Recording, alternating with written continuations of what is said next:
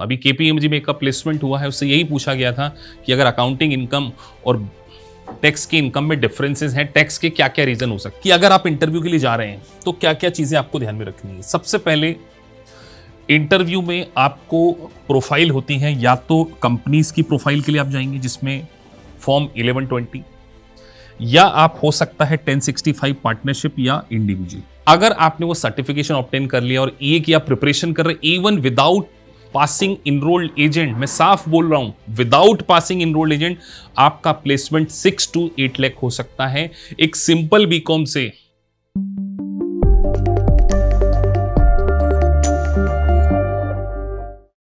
Welcome guys, आज के इस वीडियो में हम डिस्कस करने जा रहे हैं enrolled agent interview preparation tips. देखिए, बहुत सारे बच्चों का जब प्लेसमेंट हम करवाते हैं तो जनरली हमको पर्सनली गाइड करते हैं पहले, और उनके साथ एक जूम सेशन करते हैं, किस तरीके के क्वेश्चन आपसे एचआर राउंड में पूछे जा सकते हैं, क्या क्या टेक्निकल चीजें आपको ध्यान में रखनी चाहिए जिससे कि आप में एक अच्छी नेगोशिएशन स्किल भी डेवलप हो सके, जिससे आपका पैकेज कम ना हो जाए। क्योंकि कई बार क्या होता है कि जो अगर एक पर्सन है उसको सही नॉलेज नहीं है तो वो कंपनी तो चाहेगी कि उससे नेगोशिएट करके उसका पैकेज कम कर दे। तो एक सक्सेसफुल इंटरव्यू किस तरीके से क्रैक किया जा सकता है इनरोल्ड एजेंट का रियल लाइफ एक्सपीरियंस आपको बताऊंगा। तो ये इस सीरीज का पहला वीडियो, इससे क्योंकि वीडियो बहुत लंबा ना हो जाए तो इसको पार्ट्स में बनाएंगे, इसे 3-4 पार्ट्स आएंगे। तो आज पहले डे में हम डिस्कस करने जा रहे हैं कि अगर आप इंटरव्यू के लिए जा रहे हैं तो क्या क्या चीजें आपको ध्यान में रखनी है। सबसे पहले इंटरव्यू में आपको प्रोफाइल होती है, या तो कंपनीज की प्रोफाइल के लिए आप जाएंगे जिसमें फॉर्म 1120, या आप हो सकता है 1065 पार्टनरशिप या इंडिविजुअल। अगर आपका प्लेसमेंट 1120 एंड 1065 में होता है तो ये काफी टेक्निकल राउंड हो सकते हैं, क्योंकि कंपनीज में कंप्लायंसेस बहुत ज्यादा होते हैं। कंपनीज के टाइप्स जैसे एस कॉर्पोरेशन है, सी कॉर्पोरेशन है, तो सबसे ज्यादा क्वेश्चंस आपसे अगर 1120 और पार्टनरशिप में काफी टेक्निकल लेवल के क्वेश्चंस पूछे जा सकते हैं। तो हम एक एक करके डिस्कस करेंगे कि अगर आप इंटरव्यू के लिए जा रहे हैं तो आपको क्या क्या चीजें करनी चाहिए। तो सबसे पहले तो आपको यह पता करना है कि किस प्रोफाइल में आपकी हायरिंग हो रही है, 1040, 1065 और 1120। फिर उसके बाद हम आगे डिस्कस करते हैं। सबसे पहले आपको उस कंपनी के पूरी हिस्ट्री के बारे में जानना चाहिए। क्या वो एक आउटसोर्सिंग फर्म है, क्या उसका सेटअप इंडिया में है, अब्रॉड में है, क्या वो एक स्टार्टअप तो नहीं है। तो एक complete knowledge about the company. अब आप मुझे बताइए कि आपको कंपनीज के बैकग्राउंड के बारे में कैसे पता चलेगा। सबसे पहले आप उसकी लिंक्डइन प्रोफाइल को देखिए, उसके मैनेजर, उसके डायरेक्टर, उसके सीईओ, उसके एक्स एम्प्लॉइज। आपको थोड़ा सा रिसर्च करना चाहिए, क्योंकि बिना रिसर्च के अगर आप जाएंगे तो हो सकता है कि आपसे कुछ गलतियां हो जाए। तो मैं सबसे पहले कहूंगा, नो द कंपनीज इंडस्ट्री। क्या वो यूएस बेस्ड कंपनी है या इंडियन कंपनी है जो आउटसोर्सिंग का टास्क टेक केयर कर रही है, बिग फोर है। तो एक कंपनी के बारे में नॉलेज सबसे पहले। उसके बाद अगर कुछ अकाउंटिंग सॉफ्टवेयर का आपको नॉलेज हो गया, लाइक क्विक बुक, जीरो जो कि इंटरनेशनली चलते हैं, या अगर आपने टैक्स की प्रैक्टिकल ट्रेनिंग ले रखी है जैसे ड्रैक सॉफ्टवेयर है, प्रो सिस्टम है, हम लोग आपको टर्बो टैक्स के बारे में भी बताते हैं, तो आप एक प्रैक्टिकल ट्रेनिंग को डेफिनेटली अटेंड कीजिए। क्योंकि देखिए, सॉफ्टवेयर के फीचर मोर और लेस सेम ही होते हैं।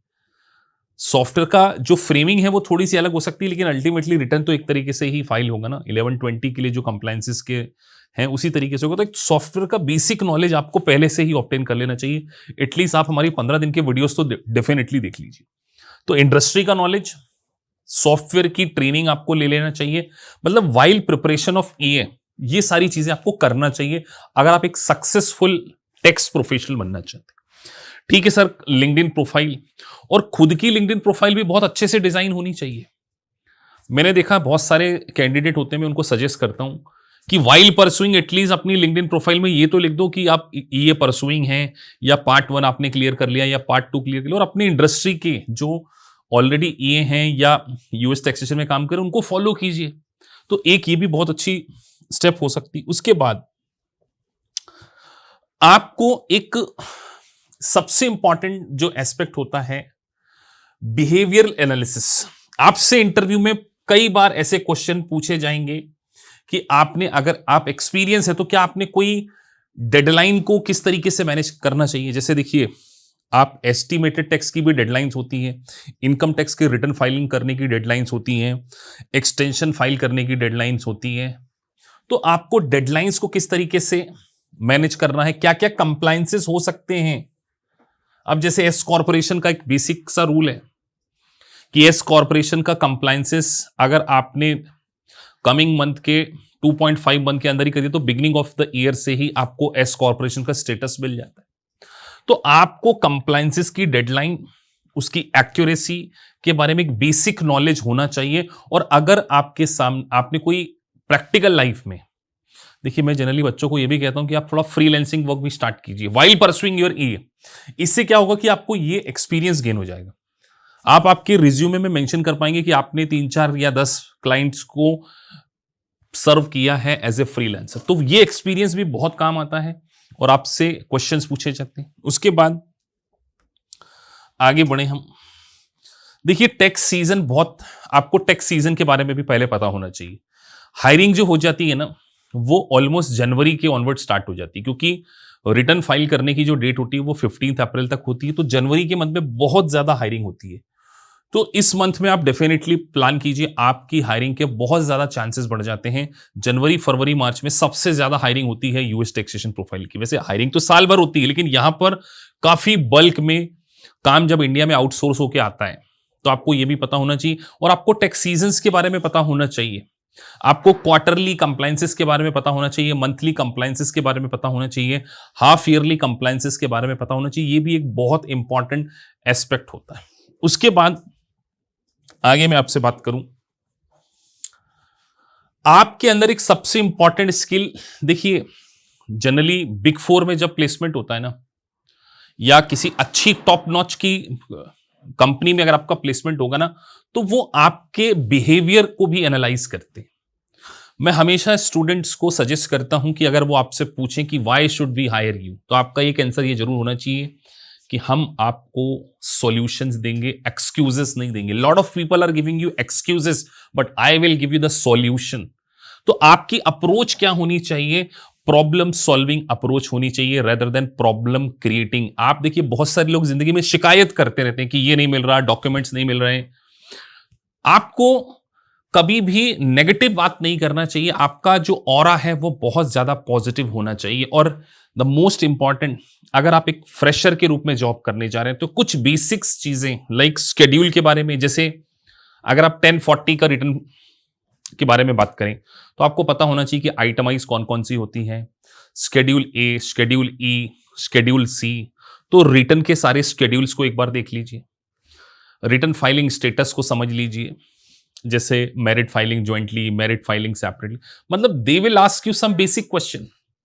और सम टाइम अगर आप 1065 और 1120 में जा रहे हैं तो एक रिकंसिलेशन से रिलेटेड डेफर्ड टैक्स, मतलब बुक इनकम और टैक्सेशन इनकम के बीच में डिफरेंस क्या होता है, ये बहुत ही हॉट फेवरेट क्वेश्चन होता है इंटर। मेरे बहुत सारे बच्चों से जब बात करी तो उन्होंने ये बताया कि सर हमसे ये पूछा गया था, अभी केपीएमजी में एक प्लेसमेंट हुआ है, उससे यही पूछा गया था कि अगर अकाउंटिंग इनकम और टैक्स की इनकम में डिफरेंसेस हैं, टैक्स के क्या क्या रीजन हो सकते हैं। तो एक रीजन है, जैसे अमेरिका में म्युनिसिपल बॉन्ड के ऊपर जो इंटरेस्ट की इनकम होती है वो एग्जम्प्ट होती है, तो वो अकाउंट्स में तो रिकॉर्ड होती है बट टैक्सेशन की बुक्स में। तो रिकंसिलेशन का शेड्यूल होता है, शेड्यूल M1, शेड्यूल M2।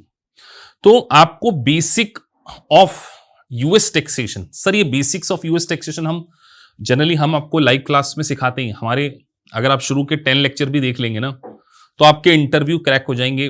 बहुत सारे बच्चों का इंटीग्रिटी में, किसी का ग्रैंड थॉर्टन में, किसी का केपीएमजी में, बिग 4 में प्लेसमेंट हमारे बेसिक फंडामेंटल देखकर ही हो गया है, क्योंकि बेसिक्स में हम वो क्रक्स को कवर करते हैं। जैसे एक बच्चों से क्वेश्चन पूछा गया था एक स्टूडेंट से, ये बेसिस क्या होता है, तो उसने बोला sir adjusted basis, book value में से डेप्रिसिएशन माइनस करने के बाद जो बेसिस आता है, और basis is very important for calculation of a capital gain.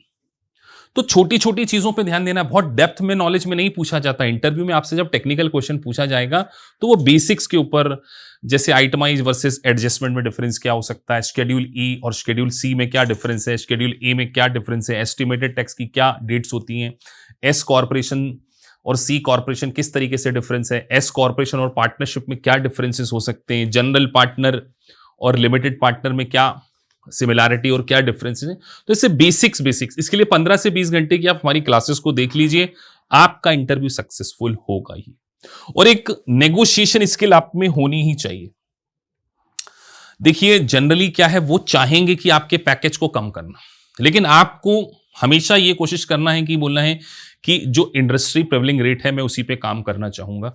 देखिए नेगोशिएशन स्किल आपकी होनी चाहिए, लेकिन आपको बहुत पोलाइट सोफिस्टिकेटेड वे में बात करनी है।